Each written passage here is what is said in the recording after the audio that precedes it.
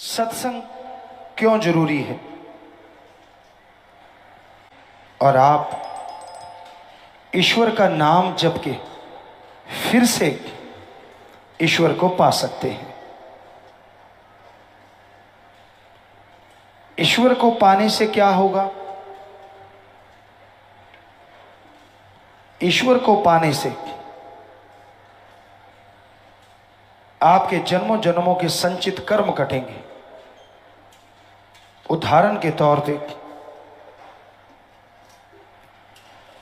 कोई पहाड़ जैसा कर्म आने वाला है, कोई रोग लगने वाला है, कोई घाटा पड़ने वाला है, आप बहुत समय के लिए चारपाई पे पड़ने वाले हैं और अगर आप ईश्वर के नाम से जुड़े हैं, ईश्वर का नाम जपें, तो आपके जन्मों जन्मों की मैल उतर जाएगी। आप रोगों से मुक्त हो जाएंगे। वो रोग 6 महीने साल जो आपको चारपाई पे लेटाते, वो रोग जिन पे आपका लाखों खर्च हो जाता, सिर्फ ईश्वर की भक्ति, अल्लाह वाहिगुरु राम की भक्ति से वो कट जाएंगे। लाखों रुपए बच गए, शरीर सही सलामत। क्या इससे बड़ा कोई लाभ का सौदा हो सकता है? और सत्संग पे कोई पैसा नहीं लेते संत। सत्संग का पैसा लेते हो कि राम नाम तब देंगे अगर इतना पैसा चढ़ाओगे, मालिक फिर रहमत करेगा अगर इतना पैसा चढ़ाओगे। संत ऐसा नहीं कहते, ना ही संत लेते हैं। वो तो कहते हैं अल्लाह वाहिगुरु मालिक की भक्ति इबादत करो, आपके रोग कटेंगे, आत्मविश्वास आएगा, सफलता की सीढ़ियां आप चढ़ते चले जाएंगे। वो परमानंद मिलेगा जिसकी आपने कभी कल्पना नहीं की होगी। वो लज्जत खुशियां मिलेंगी जिनको पाके आपकी जीवन में बहार आ जाएगी, पतझड़ कभी नहीं आएगी।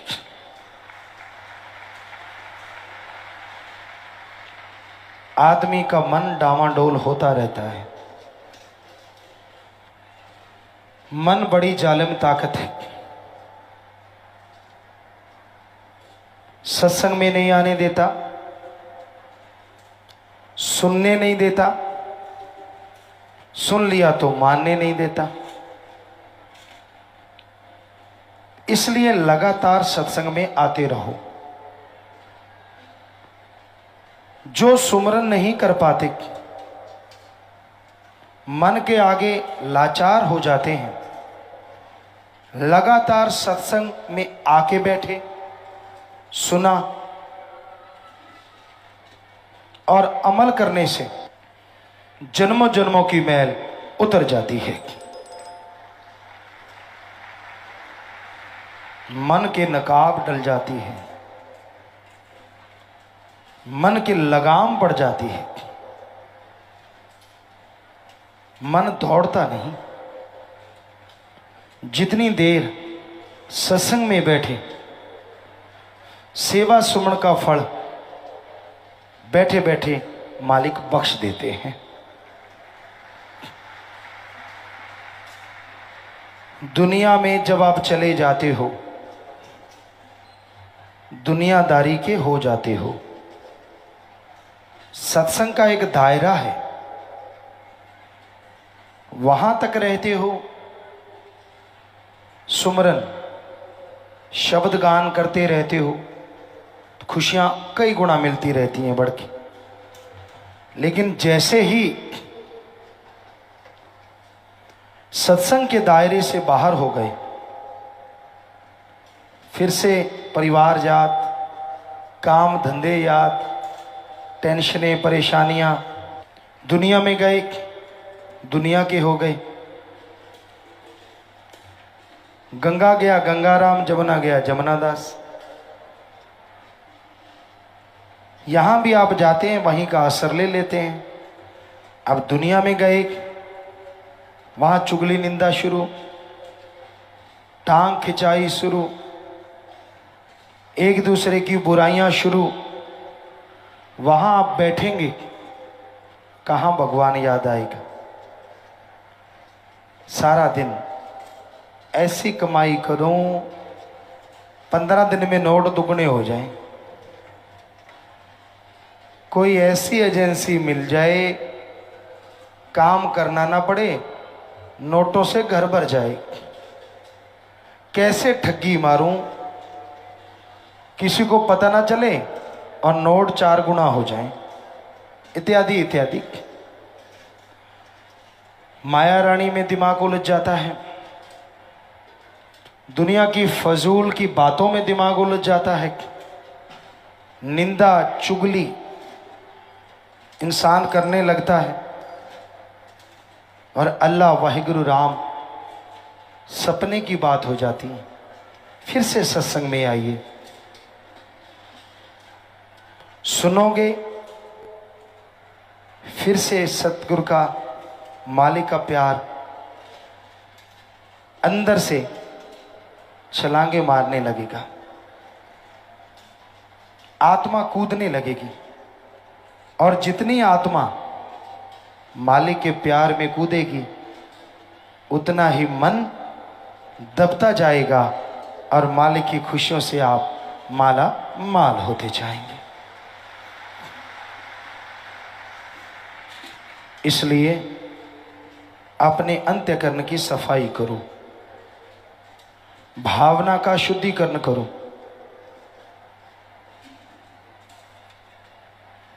जिनकी नीयत साफ होती है उसी को फल ज्यादा मिलता है। पेड़ में झुकने की काबिलियत जितनी ज्यादा होती है, छाया उतनी ही ठंडी ज्यादा होती है, फल उतना ही ज्यादा लगता है। अब खजूर का पेड़ झुकना नहीं जानता। पुराने टाइम में जो नस्ल होती थी, सीधा रहता है, तना हुआ रहता है, फल भी थोड़ा ही लगता है।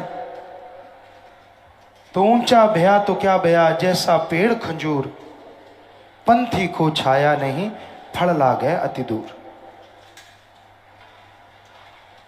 सो जो झुक जाते हैं, आप बेरी के पौधे को ले लो, बेरी में जब बेर आते हैं इतना झुक जाता है, इतना झुक जाता है कि आसानी से लोग उसका फल खा लेते हैं।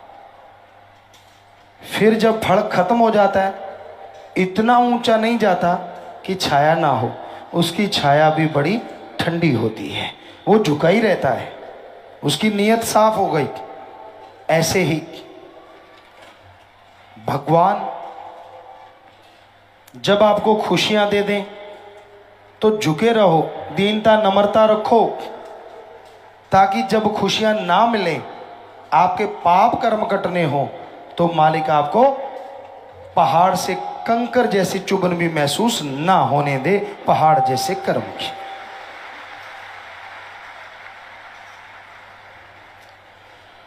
तो रूहानियत में सफलता हासिल करने में दीनता नम्रता ही पहली पौड़ी।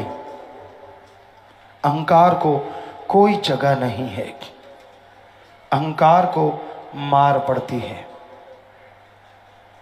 दीनता नम्रता डरने को नहीं कहते और हाथ जोड़ने को भी नहीं कहते। कई लोग हाथ जोड़ते हैं, मुंह से गालियां निकालते हैं। अंदर मिठास हो, जीभा पे मिठास हो, कर्मों में इंसानियत हो, इसी का नाम दीनता नम्रता है। कई मीठी छुरियां होती हैं,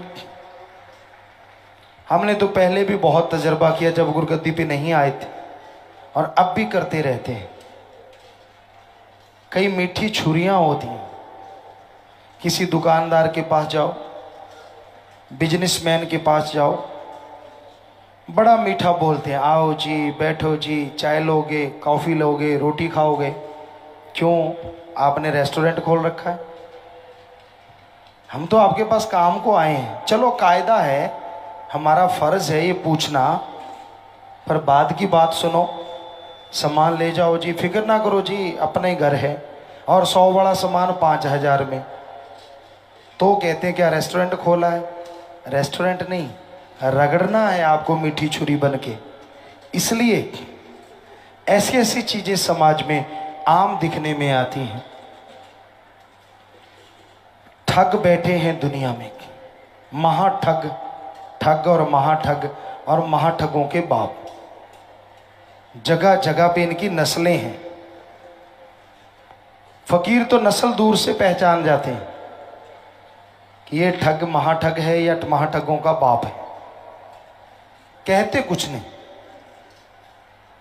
पर हम देखते रहते हैं आम आदमी का क्या होता होगा, किस तरह से उसे रगड़ा लगाते होंगे।